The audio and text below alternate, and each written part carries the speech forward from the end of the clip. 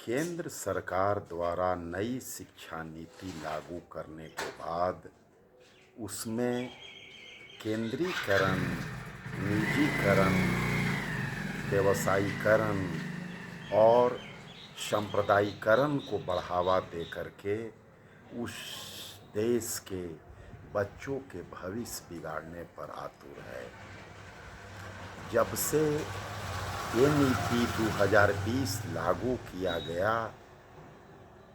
केंद्र सरकार शिक्षा को व्यवसायीकरण करने में, निजीकरण करने में, सांप्रदायिकरण करने के साथ साथ केंद्रीकरण करने पर उतारू है।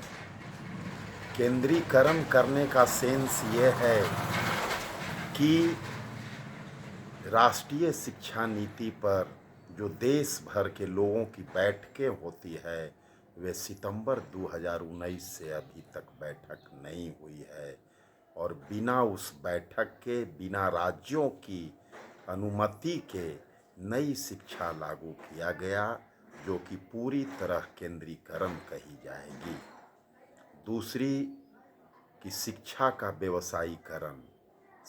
का व्यवसायीकरण होने से गरीबों को सार्वजनिक क्षेत्र के शिक्षा से दूर कर महंगे उच्च शिक्षण संस्थानों में ढकेले जा रहे हैं।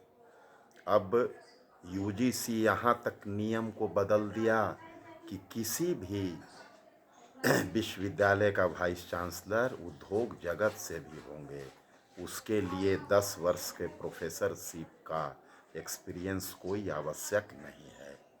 तीसरी बिंदु ये है कि शिक्षा का सांप्रदायिकरण, पाठ्यक्रमों में से गांधी की हत्या की कहानी, मुगल साम्राज्य के शासन की कहानी को हटाया ही गया, संविधान के प्रस्तावना को भी हटा दिया गया था, लेकिन विपक्ष के भारी विरोध के बाद पुनः उसे शामिल किया गया।